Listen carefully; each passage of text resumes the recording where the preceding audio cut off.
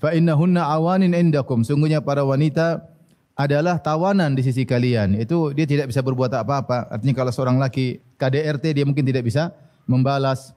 Mungkin dia ingin laporkan kepada keluarganya pun dia malu, ya.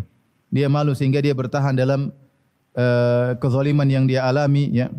Maka Rasulullah berkata, "Fattaqullaha", bertakwalah kalian dalam berbuat baik kepada para wanita.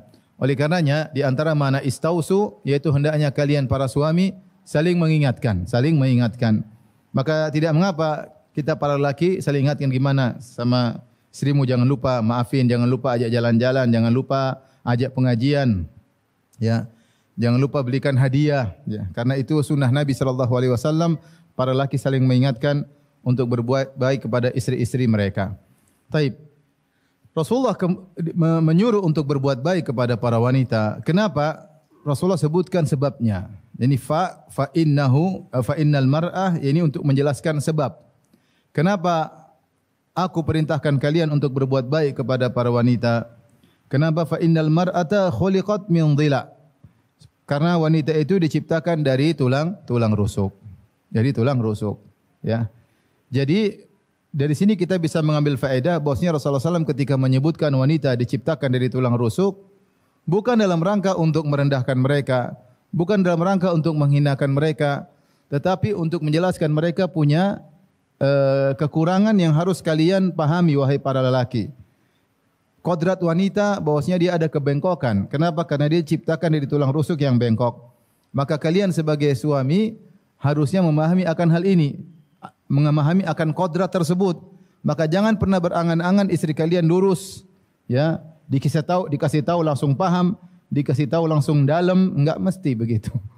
Karena wanita kodratnya bengkok. Maka kalian harus sabar dalam menasihati mereka dan bersabar dalam berbuat baik kepada mereka. Adapun wanita diciptakan dari tulang rusuk, maka datang ayat-ayat memberi isyarat akan hal tersebut. Di antaranya Allah berfirman dalam surat An-Nisa ayat pertama. Ya ayyuhan nasu taqu rabbakumul ladzi khalaqakum min nafsin wahidah wa khalaqa minha zawjaha wa batha minhuma rijalan katsiran wa nisaa. Kata Allah Subhanahu wa taala, wahai manusia, bertakwalah kalian kepada Rabb kalian, yaitu kepada Allah Subhanahu wa taala. Alladzi khalaqakum min nafsin wahidah, yang telah menciptakan kalian dari jiwa yang satu, maksudnya Adam alaihissalam. Wa khalaqa minha zawjaha, lantas Allah menciptakan dari jiwa yang satu tersebut, yaitu dari Adam istrinya. Allah ciptakan istrinya dari Adam alaihissalam. Setelah itu wa batha minhuma rijalan katsira wa nisaa.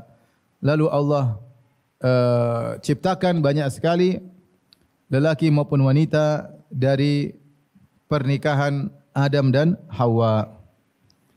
Di sini disebutkan bahwasanya Hawa diciptakan dari Adam alaihissalam.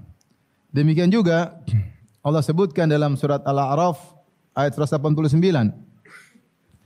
Allah berfirman, "Huwallazi khalaqakum min nafsin wahidatin wa ja'ala minha zawjaha liyaskuna ilaiha." Dialah Allah yang telah menciptakan kalian dari jiwa yang satu, yaitu Adam alaihissalam. Wa ja'ala minha zawjaha, lalu Allah jadikan dari jiwa satu tersebut suaminya, istrinya, yaitu Hawa. Buat apa? Liyaskuna ilaiha, agar Adam tentram kepada istrinya tersebut. Demikian juga Allah singgung dalam surat Ar-Rum ayat 21. Allah berfirman, "Wa min ayatihi an khalaqa lakum min anfusikum azwajan litaskunu ilaiha."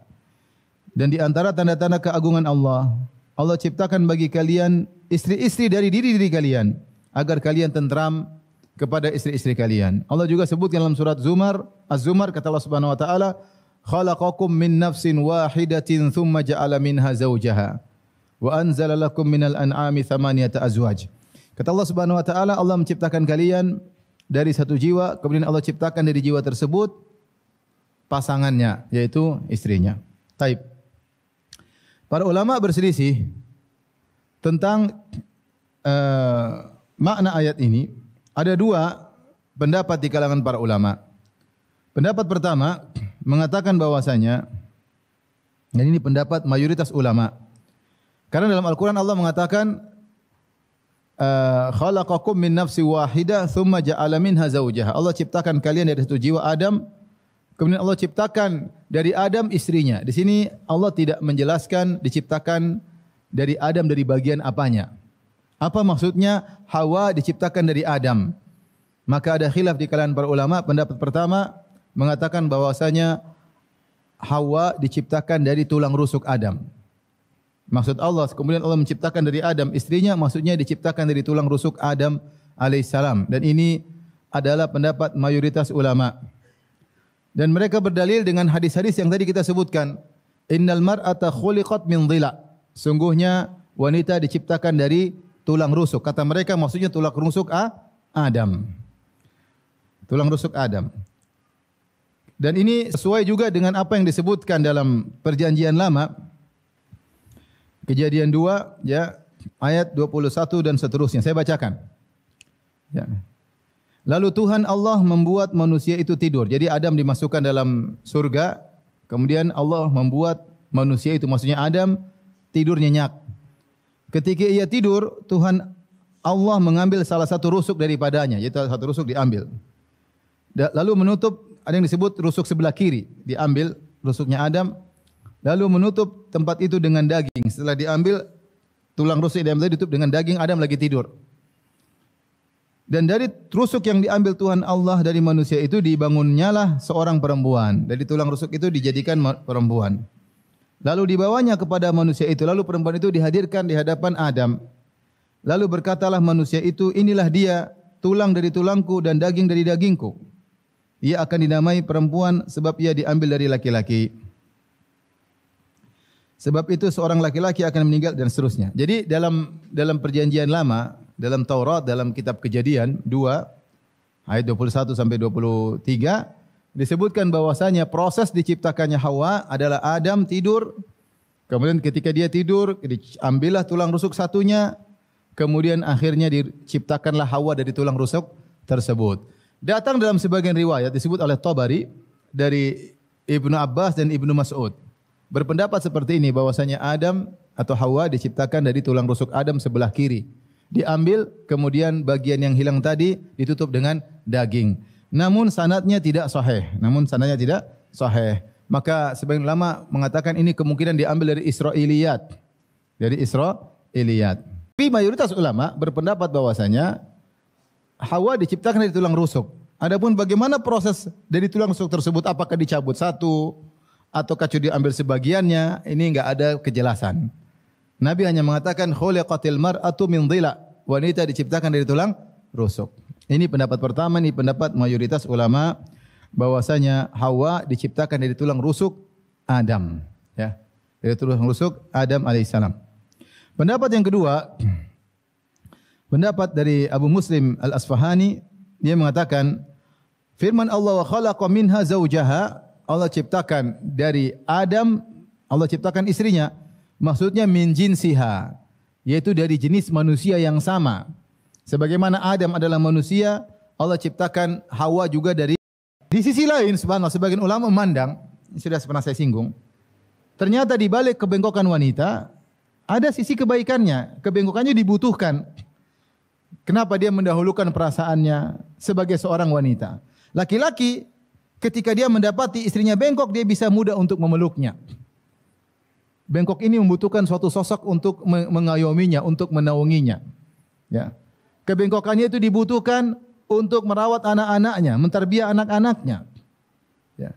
Maka dikatakan bahwasanya wanita itu bukanlah kompetitor bagi lelaki, tapi dia adalah partner bagi lelaki. Lelaki butuh wanita yang bengkok untuk menjalani kehidupan rumah tangga, yang manja, yang kemudian minta disayang, minta di ini, sehingga lelaki bisa menunjukkan kejantanannya kepada makhluk yang bengkok ini. Coba kalau istrinya ternyata lurus seperti dia, susah. Gagah perkasa. Jadi maksud saya, ya itulah di lain ditinjau dari sisi kekurangannya. Tapi Allah menciptakan wanita seperti itu sebagai pasangan bagi lelaki-laki butuh makhluk yang seperti ini, sehingga ada yang mengayomi. Bayangkan sehingga dia mengetahui perannya untuk mengayomi sang istri. Coba kalau wanita lurus, tidak perlu diayomi, peran lelaki tidak muncul. Peran lelaki tidak muncul. Dengan adanya kekurangan kodrat wanita, maka muncullah peran seorang lelaki di mana dia mengayomi istrinya.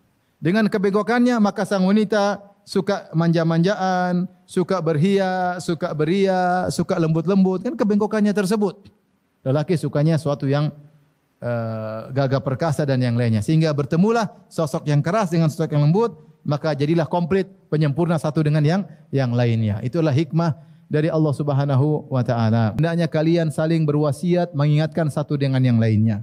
Kita hidup di zaman terkadang lelaki lupa dengan kekurangan atau kodrat istrinya, sehingga berharap kesempurnaan dari istrinya.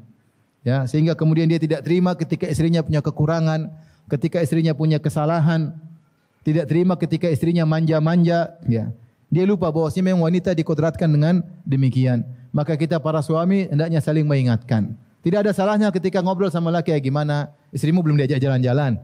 Gimana kalau kita lagi di pasar, belikan dong baju buat istrimu, belikan ini buat istrimu, lagi punya duit nih, belikan hadiah dong. Ya kadang laki-laki kadang-kadang lupa bahwasanya istrinya butuh hal-hal yang seperti itu.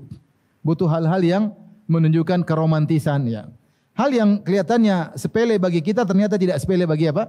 Wanita. Saya contohkan aja seperti Aisyah radhiyallahu anha, dia cerita kalau dia habis minum, Rasulullah SAW minum dari bekas bibirnya. Rasulullah ambil gelasnya, mungkin Rasulullah putar, Rasulullah minum di bagian bekas bibir Aisyah. Bagi kita laki-laki apa masalahnya? Minum dari sisi mana? Mau pegang gelas begini, mau pegang gelas begini, terserah. Ya tak? Apa masalahnya? Tapi bagi wanita tidak, sangat bermakna. Ketika istri minum dari sini, kita jangan minum begini, kita putar gini, paham? Baru bismillah. Begitu. Alhamdulillah. Jadi itu bermakna bagi apa? Wanita. Bahkan Aisyah bercerita Rasulullah SAW makan tulang yang masih ada dagingnya, apa bahasa Jawa? Tulang masih ada daging tengkleng ya. Tapi yang tulang tapi masih ada dagingnya. Aisyah suka. Rasulullah ambil, dia gigit dari bekas gigitan siapa? Aisyah. Bagi kita tidak bermakna, tapi bagi wanita itu bermakna. Itulah karena dia bengkok. Itulah kodratnya. Kita harus mengerti bahwasanya kita begitu ingin menyenangkan dia, dan ini sunnah Nabi SAW. Mengambil hati istri, menyenangkan hati istri selama tidak melanggar syariat. Selama tidak melanggar syariat. Maka berjuanglah bapak-bapak sekalian untuk menjadi suami-suami sejati. Suami-suami yang siap menerima kebengkokan apa? Istrinya. Tahu bahwa itu kodrat wanita. Kita sering belajar berkata namanya juga perempuan. Ulangi bapak-bapak. Namanya juga perempuan. Mau diapain lagi? Demikian saja apa yang disampaikan. Tapi demikian saja kajian kita. InsyaAllah kita lanjutkan pada hadis-hadis berikutnya terkait khusus wanita pada pertemuan berikutnya insyaAllah ta'ala. Subhanakallah bihamdik asyhadu an la ilaha illa anta astaghfiruka wa atubu ilaik. Assalamualaikum warahmatullahi wabarakatuh.